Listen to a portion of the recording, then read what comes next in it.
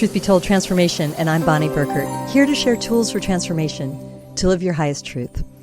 One thing that's true for me is when thinking through the journey of transformation, looking at it from lots of different angles. What does that mean? Well, I think it's going to be easier to explain this by talking to my special guest today, author Holly Bellebuono. Hi, Holly. How did I do with that? She was coaching me on my Italian. Perfect. Great. Well, it's really nice to talk to you, and we thank your publisher, Llewellyn Worldwide, for making an introduction, as you've got a new book that you're going to come up, plus we'll be mentioning some of your other books as well. So the book that I want to mention that we're going to kind of talk about, which is sort of what I referenced in the beginning, The Hero's Journey. Once upon a place, forests, caverns, and other places of transformation. So with a show like Truth Be Told Transformation, Tools for Transformation, Holly, this is perfect for us. And welcome. And please tell us a little bit more about what this means, because I have to say I jumped at the chance to speak to you. It feels very unique. Thank you so much. I'm really happy to be here and to meet you. So the book, Once Upon a Place, is really a deep dive into stories and imagery and the symbolism that influences our lives. We've all grown up with stories, no matter what culture we're from, no matter how old we are. There were some sorts of stories in our lives, and there still are today, whether it's a myth or a fairy tale or a film. Even you go to the movie theater, that's stories. And what I wanted to showcase and explore in this book is what exactly do stories tell us about personal transformation? And it really comes to us through the imagery, the symbols. You mentioned the hero's journey just now, and that's very appropriate because Joseph Campbell was a mythologist in the 1980s and who really taught us about how myths interconnect and intertwine. And he coined the term hero's journey. I'm expanding it just a little bit and calling it the world journey, because it's so inclusive, and I wanted to include the heroine, women's journeys, in addition to the hero's journeys, because they're very different. But really, for any of us, all of us, being able to see these images, these metaphors that are presented to us in stories, and relate to them, be inspired by them, and learn from them is really key to our personal growth. We can't grow if we don't face certain challenges. And that's what the whole hero's journey or world journey is about, is going out into the wilderness, facing these challenges, and becoming a better person because of it. So my book explores the locations where we go. So Joseph Campbell, he created this process, and I'm sure many of your listeners are familiar with the hero's journey, where there are certain steps that are taken by the hero from beginning to end to where the hero becomes stronger or wiser or better. Instead of looking at that process so much, I'm looking at the locations and the imagery behind it. So the locations there are 5 that I identify in this book. Really fun locations, I think, actually, but really powerful as well. The cavern, so the cave that you dive into, the underworld. The deep, which is the ocean. The vessel, such as a cauldron, which comes up in a lot of myths and tales, such as Celtic myths. The forest, really present in fairy tales, where children or other people go into the woods. And the labyrinth. And we all know the labyrinth from Greek stories, especially of Theseus and the Minotaur, but there are labyrinths all around and in various stories. And it's this idea of, for all of these locations, going into a place, usually downward, into a place that's dark and mysterious, and there aren't any answers, and there's often obstacles and things that we're afraid of. And then what do you do there? You don't want to be there. You don't want to be in any of these locations if you're the hero or heroine of your story. You want to be where it's light and free and easy and clear. But that doesn't bring us personal growth. What really brings us enlightenment, epiphany, creativity, understanding, wisdom is challenge. And so that's really what this book explores is where are those challenges and how do they appear to us? So one, just to give you an example, one way that they appear to us is as beasts, right? In all the movies and the fairy tales, there's a witch or there's a wolf Right. that you know that accosts you, or there's a serpent or a dragon, and these are the beasts that help you in your transformation. So these stories aren't going to come across and say, "Here's your ex-husband." Or here's your old boss, you know, who just fired you. I mean, they may be beast-like. Right. But the stories, instead of being so literal, they get very metaphorical. And it's up to us and our brains to say, yeah, that's what this is really talking about. This really isn't a story of a person jumping into a well and facing, you know, beasts in the underworld. This is a story that relates to me because I just faced a challenge in my life, and I can look at this metaphor as an inspiration to make decisions and to think about where I'm going next and what do I need to do and what am I facing really? What do I really want? Do I want to grow? And if I do, what do I need to do to get there? This is great. And thank you. I really like you kind of breaking down some of the aspects of the hero's journey. And when I was saying that, it was occurring to me, wait, is the hero and the same as the heroine's journey? So I think it's a cool distinction, and I'll come back to that. But I'd like everybody to know some more about your background, because you are you're a coach, correct? A personal development, business development coach, right? On either side? Yeah. I'm an herbalist. First and foremost, I've been an herbalist Right. in herbal medicine for over 30 years. I run an herbal medicine school and teach lots of beginner and intermediate courses on health and wellness. And I'm also an entrepreneurial coach and consultant. So I work with people, especially in the natural products industry, natural and organic products, to support their business and strategy. So really all aspects of herbal medicine, from health to business and entrepreneurship to personal journeys. That's great. And I did want to get into the herbology, which is a personal passion of mine. So, and we could probably do a whole other episode on just that. So Right. stay tuned, everyone. But I wanted to ask you, in your studies of that, herbology, right? And healing through plants, a holistic healing process. I was curious how your this book came through that, because I know, we mentioned before the other Llewellyn book that I noticed, the Little Book of Herbs, correct, from them. So Yeah. I'm thinking, okay, now this is a very interesting, and I don't know what your other books are. You can tell us a little bit more about your legacy as an author, your catalog, your repertoire there. But I was just curious, this one isn't specific about herbs, Holly. Right. So, No, it's really different. My other know. books, I have 7 other books. They're all herbal medicine books. Okay.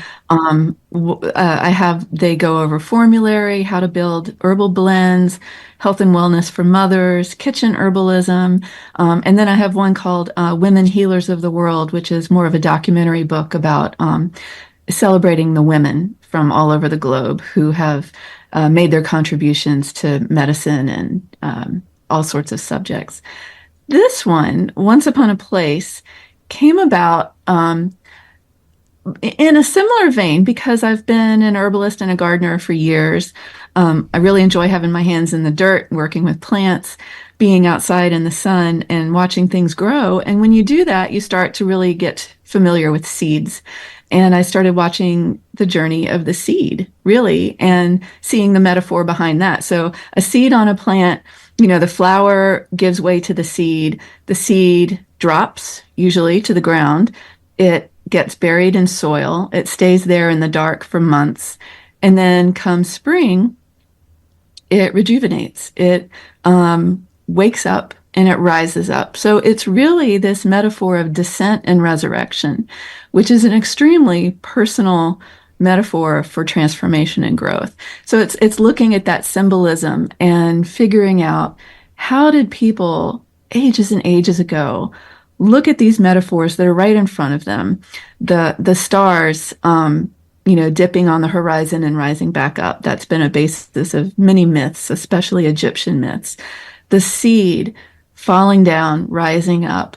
The seasons, getting cold, dark, isolated, and then warming up again in the spring. It's this metaphor that's really applicable to personal growth. And I just found it fascinating. So I really wanted to explore that and to see the stories from around the world that build upon that and integrate those really rich images into their stories.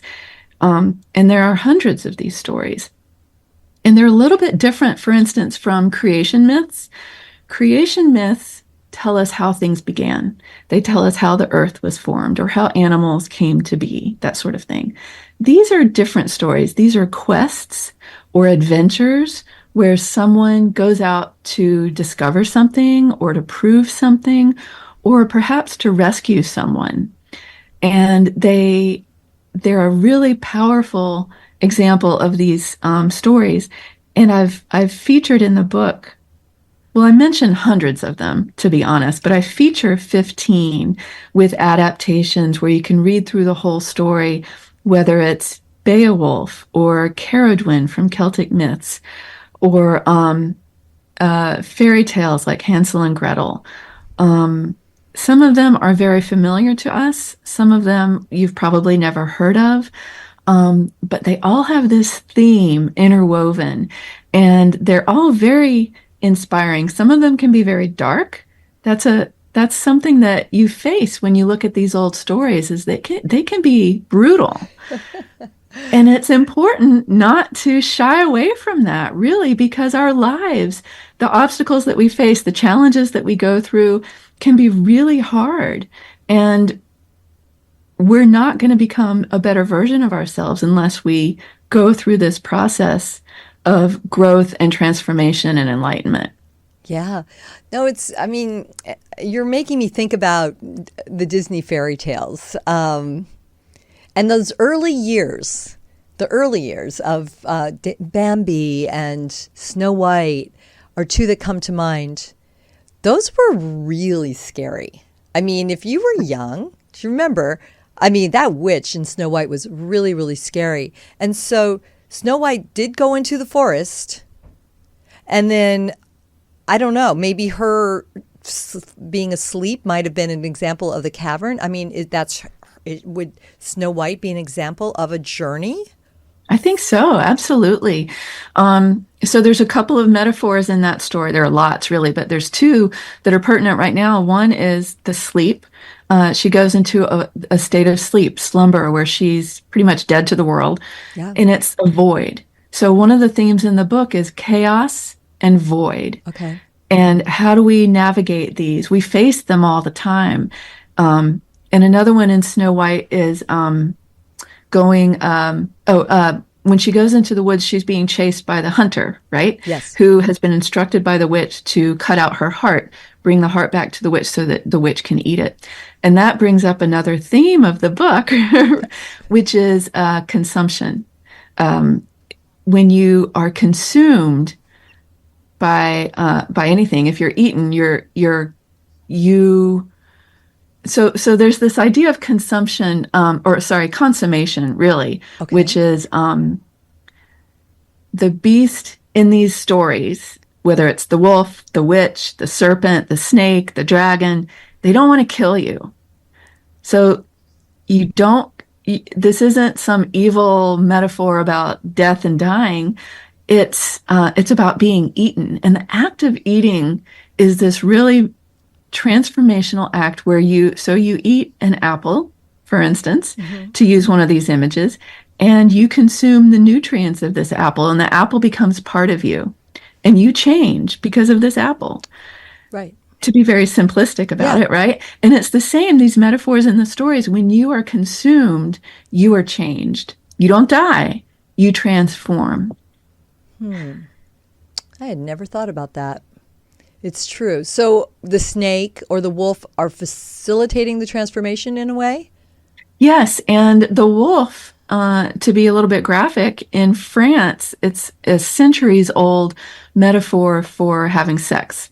Oh, So especially on the wedding night, the bride and groom, supposedly both virgins, they're innocent, they're young, they're single, but when they join together, they consume each other as right. the consummation. The marriage is consummated. You've had intercourse. Oh, ding, ding, ding. And Right. that it really just refers to you've transformed. You're not a kid anymore. You're not single. You're part of a unit. You're a partnership now. You're different. Yeah, fantastic. Oh my gosh, all of this. When did you start collecting? I mean, as you mentioned, I haven't. I look forward to the book, and this again. This is we're taping in the fall, and your book comes out in this right around springtime, right? Right? March. Yes. Yeah. So, and please, there will be information in the YouTube description for anybody that's watching to make sure you know how to pre-order. So we'll make sure we get that information, Holly. So, how did you? Where did this start? I mean, because you were talking about, again, you were a healer, you're working with herbal healing, and there's a holistic, I mean, you're looking to transform through the herbs that one takes. Like that I definitely see. So how did you start getting into some of the specific stories? Because I mean, you're telling me a specific from France. I know that you're mentioning Greek mythology is part of this, correct? Uh-huh. Yeah. And the So where did Grimm this come fairy from? tales and Yeah. so Yes. many, yeah, so Where did, many cultures around the world have these types of stories. So I've been researching for this book for 7 years. fabulous. Um, Okay. Thrilled that it's finally in production and coming out soon. Congrats. It's been a labor of love that I've honestly put on the back burner occasionally, for months and months as I had other things in my life going on. And then I've come back to it and I've been re-inspired and continued working on it. So there's been an opportunity for me to really do some deep exploration of mythology from all over the world, fairy tales, folk tales, and then cinema. That's been Okay. fun. Yeah. It's looking at modern films that have these themes in them. And a good example is Star oh, Wars. it's not Blade Runner, it's Maze Runner, the Maze All Runner. right. Oh, yes. I've heard about this, but not see. Tell us. Yeah, so this one, I don't know when it came out, maybe in the 90s or early 2000s, and it's about a group of people who find themselves in a meadow. They don't know how they got there. They've all pretty much got amnesia, and they're there with nothing to do and nothing around them. There are no buildings. It's just an empty meadow, and they have no idea what's going on. The only thing that's there is a wall with a gate in it on the other side of the meadow, and they can't get through the gate, so they don't know what to do. And the story is the hero of the story finally manages to go through the gate and get to the other side, and it's a maze. It's a jumble of walls and pillars and borders and paths and obstacles, and it's a mess. And so basically, they've gone from void to chaos, and they're trying to figure out who they are and move forward in their lives. And there's more to the story than that, obviously, but that's the basis of it. And it's a really good metaphor for this entire type of quest or adventure story, especially when you're talking about personal growth. Sometimes we go from chaos to void. We go from crazy situations where we can't figure out what we want to do and we can't make a decision and it's driving us crazy. And we finally get out somewhere peaceful where we can take a breath and relax or even fall asleep. That's void. Or we go the other direction. Either way, it's a chance for our brains to kind of blur the edges and take stock of where we're at in our lives and create a path where no path had existed before. And it's that act of making a decision, deciding what you want, coming up with your next step that begins the process of personal transformation. Excellent. Wizard of Oz is coming to mind as you're discussing this, right? I mean, that would be a classic. I mean, that's almost its own, fairy tale myth. We could probably do a whole episode just on that show. So this is really great, and you're touching on some of the places, right? Okay, so you mentioned the forest a couple of times. We've mentioned the labyrinth. With the ocean, the deep, is that an example of the void? Or help me understand how that factors in as a It locale. could be depending on how it's presented. So, for instance, the ocean, water could be thrashing and wild in a hurricane with waves, and it could be chaos, or it could be very peaceful and placid. So it can represent either one, just depends on how it's shown in the story. There's an ancient Mesopotamian myth called Gilgamesh, which is one of our oldest stories historically. And that one shows this man. He could have been a king, he could have just been a soldier, but he has a friend, a very dear friend of his, who dies. And he has a really hard time processing his friend's death. He thought they were both just going to live forever. Don't we all? It's really hard to accept that we are mortal. And so this story is about him traveling the world to find Noah. Basically, it's the figure of Noah from the Bible who was given immortality after the flood. He's got a different name in Gilgamesh, but basically he finally finds the body of water, the ocean, where he has to sail across it to get to Noah to ask him for the secrets of immortality so that he can live forever too. Nobody else has done this. Only the gods live forever. And so he's like this incredible hero for even pursuing it. And he manages to cross, he meets Noah, and Noah gives him the information to find the plant of immortality that lives at the bottom of the ocean or grows at the bottom of the ocean. So this is him diving into the deep, literally into the ocean, plucking the plant from the bottom of the seafloor, bringing it back up, but he's exhausted. And so he swims over to an island and he lays down on the beach and he puts the plant next to him on the beach and he falls asleep. Well, he wakes up, and guess who is slithering up and taking the plant away from him but a snake. And the snake picks up that plant and sheds its skin and has assumed the immortality that was meant for Gilgamesh. And that's the symbol of a snake continually renewing itself because it sheds its skin over and over and is constantly reborn. So it's a great story. And this metaphor of the ocean, it appears in many different types of tales. But it's diving deep, it's descent, it's resurrection, it's facing your fears, it's learning something new. So he learned you can't be immortal. It's not going to happen. But he gained this wisdom of, okay, this is how it is, and it's something that you just have to accept. So it's part of personal growth. I love that. What about some caves, some caverns? What are some good examples that you've seen there? Well, one that your listeners probably know very well is Persephone. She was a Greek young girl named Kore, which was Greek for girl, and she was out playing in a field, picking flowers with her friends, and her mother Demeter, the goddess of grain, was nearby watching. And then all of a sudden, from underneath, from the underworld, comes Hades, the god of the dead. And he races up to her through the ground, snatches her, and pulls her down into the underworld. So it's an abduction, and it's very violent. And he keeps her in the underground. And then the story goes, Demeter is extremely upset. She travels the world trying to figure out how to get her daughter back. The seasons, instead of flourishing grain and happiness and joy and fertility, we've got darkness and cold and winter. And eventually, Hades is convinced by the other gods to let her go. However, while she was there, she ate a few seeds of the pomegranate before she left. And because of that, she had to return every few months to go back and be the queen of the dead, and that corresponds with our winter. So it's a powerful story. It's got horrible images in it. It's again a brutal type of story, but it's all about descent, resurrection, finding yourself, and maturing. In this case, it's puberty.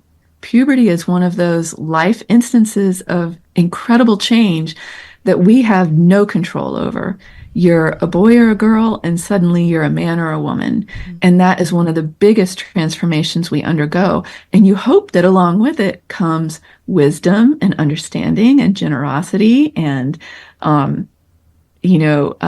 collaboration and the ability to be part of a community. And those are some of the themes that are taught in these stories for children, that's what's expected as you grow older, is that we all have these duties and these roles that go along with adulthood. I don't know if you're necessarily want to know that when you're 5 years old. It's like, but it seems like they were a little harsh back then. So I don't know that she was 5. I get the impression in the Greek myth that she was 12 or 13. Yeah, no, and that's true, and that really is. At this point, I mean, think about the 12 or 13-year-olds, how worldly wise they often are at this point. So, no, it's true. Now, why do you think that there was the stories were rather dark and scary from back then? And do you think we're still telling stories in the same way now that are? That's a great question. I think they were dark and scary because life can be dark and scary, and that's how we learn, and that's how we have to face decisions. It's not always easy and rosy. The Disney tales, like you mentioned earlier, really altered how those original stories were told.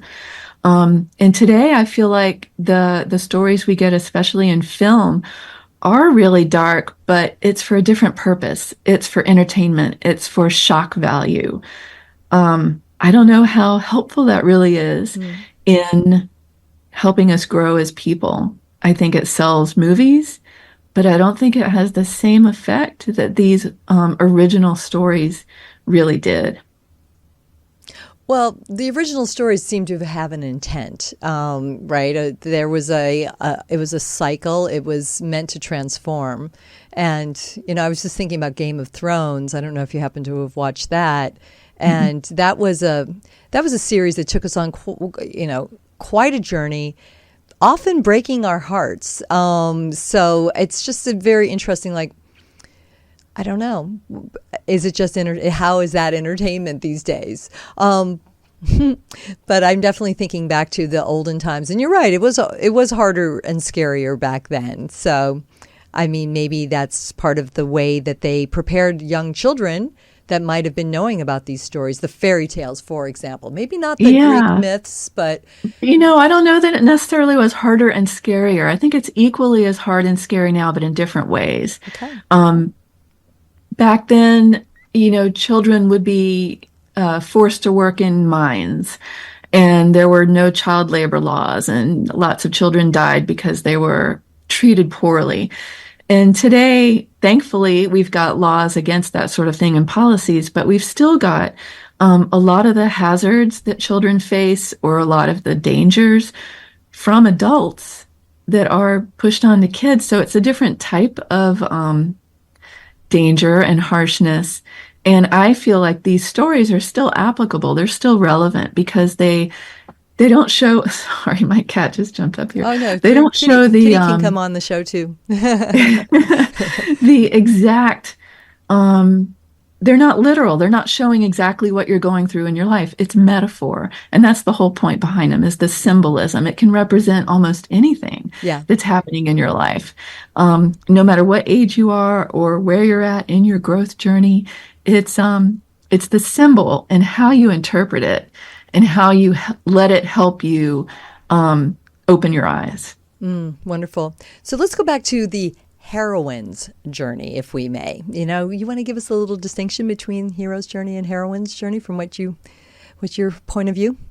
Yeah. So Joseph Campbell said in one of his lectures that the hero is the one who goes out to find, to discover, and the heroine is the one who is found. And basically he meant, if I could interpret Joseph Campbell's meaning, that the heroine is the wisdom or the next step or the enlightenment, and the hero is the one finding it. And as much as I love Joseph Campbell, I feel like there's a little bit lacking there. There's a gap. He didn't really understand or portray a woman's particular journey, especially with the idea of fertility and reproduction and life giving and creation. You know, we can be the enlightenment that helps others find the way, but we also have to find the way ourselves. And so a heroine's journey is slightly different, I've found. And I could give you an example of another story if we have time. Yeah, definitely. Please. Okay. So this one comes from Africa, and it's the story of a woman who is married and she's not very happy in her marriage. And so she goes to the village elder and she says, can you make me a love potion so that I find what I want in my marriage and we jive together better?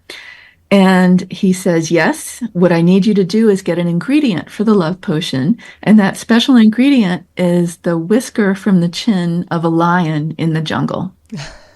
And she's like horrified. She doesn't want to go anywhere near a lion. It's a beast that could kill her, right? But she takes on the challenge and she gets a slab of meat and she walks deep into the jungle. This is going into the forest, right? One of the locations of the journey. And she walks through the woods and over the hills and past the trees and deep into the jungle until she finally is standing behind a tree. And just in the distance is a stream where a lion is sitting lapping water out of the stream. And she screws up her courage. She's breathing hard and she hurls the slab of meat over to the stream where the lion can reach it. And the lion goes over and eats up the slab of meat, and she turns the other direction and runs away. The next week, she brings another slab of meat and she goes into the forest, into the jungle, all the way back to that tree and leans out a little further from the tree and hurls the meat for the lion and runs away. The next week, she gets a little closer. She's walking out into the clearing a little bit. And the week after that, she's walking all the way up and sitting next to the lion while he laps water at the stream. And while he's lapping, she reaches over and gently plucks a whisker from his chin and leaves. And she goes back to the village elder and she hands him the lion's whisker and he's astonished. And he says, we don't need this. You don't need a love potion. You've proven that you've already got everything you need inside you. You've got courage. You've got intellect. You've got foresight and planning and the ability to make all the decisions you need so that you can get anything you want in your life. And so that's one of these tales that's so sweet. Not Commitment. brutal. It's sweet, isn't it? It's lovely. Yeah, exactly. And then, and I would compare it to Wizard of Oz again, my favorite myth, my favorite film, right? Dorothy is told you've already got everything that you need you always had the power to get back to Kansas. And that's what a lot of these stories But you are wouldn't there have to show us, believed me. You wouldn't have thought it was true. You had to find out for yourself. So Exactly. she needed to find out. It still doesn't change the fact of her husband's a jerk, though. But I was hoping maybe the husband is so proud of her for doing this that he's really sweet and, takes her out to dinner or something like that. But I think the point is, it's not the husband, it's all in her. She has the capacity to decide to stay with him or to leave or to love him or to not love him, to love herself, to have faith in herself, that sort of thing. I think that's the point of the story. Oh, that's good. Thank you. Thank you for helping us frame this. And what a collection. I want to make sure that we've gone through all the localities. Cavern, the deep, vessel. Why don't you talk to us a little bit about a vessel or cauldron as an example of one of these mythical so in Celtic places? myth, the cauldron features strongly. There are a couple of different gods and goddesses who have a cauldron, and it's either for immortality, bringing back dead soldiers to life so they can live again, or for wisdom. And it's also, you see it in stories, tales of little ponds little springs of water with the hazelnut tree and the salmon, which is an image of wisdom. So the vessel is a symbol of immortality, wisdom, enlightenment, and it comes with other images that are typical with it, like the salmon or the hazelnut. So it could be an actual cauldron. It could be like in Lord of the Rings, Galadriel's mirror cauldron, right? Yeah. It could feature or show up in a variety of shapes. It could be the spring in the woods, but it's not the ocean. It's not the vast deep. It's more of a contained vessel. And you either have the magic within the vessel or on the surface. It could be a reflective device that really mirrors back to you who you are and what you're thinking and what you're feeling. Aha. I'm getting so many ahas here. This is really, really great. Congratulations on this coming together. And I look forward to the world being able to discover your book, Once Upon a Place, Forests, Caverns, and Other Places of Transformation. And really, truly, Holly, what an enlightening conversation for my show, really where I look to share tools for transformation. And you are helping us look back at some of these old world stories that still are applicable today, that still probably are inspiring stories that are told now, correct? Yes. Yeah, I mean, it's really, really amazing. Okay, promise me you'll come back and we'll talk more herbs the next time because, like I would love to. that is just so magical right there. All right, well, thanks again for having us. And everybody, again, this book will be coming out soon, so it is on pre-order right now. And so we'll make sure that you know how to find it. It's on Holly's website. Holly, go ahead and tell us which site would be a great place for people to hit. So you can go to hollybellebuono.com. Okay, great. I've got all of my herbal courses there. I'm hosting a retreat in Italy in the spring, and I've got all of my books there. Oh my gosh. Well, we may have to talk about that, hadn't we? Fabulous. Okay, once again, a true pleasure. Thank you so much. Thank you, Bonnie. I appreciate it. Cheers, everyone. Bonnie Burkert here with Truth Be Told Transformation. Tony Sweet, every Friday, 3 p.m. live. He gets to talk to the community, so please join him and ask many, many questions. Tony loves it, and it's great. And don't forget Robert Hensley with new episodes every week, as well as Queer from the Other Side. We're here to really to share these stories, to share ancient wisdom so that people can live their highest, brightest life. That is my super goal right there. So please share and like and love what we do. We'd love to hear from you anytime. And until the next time, shine on.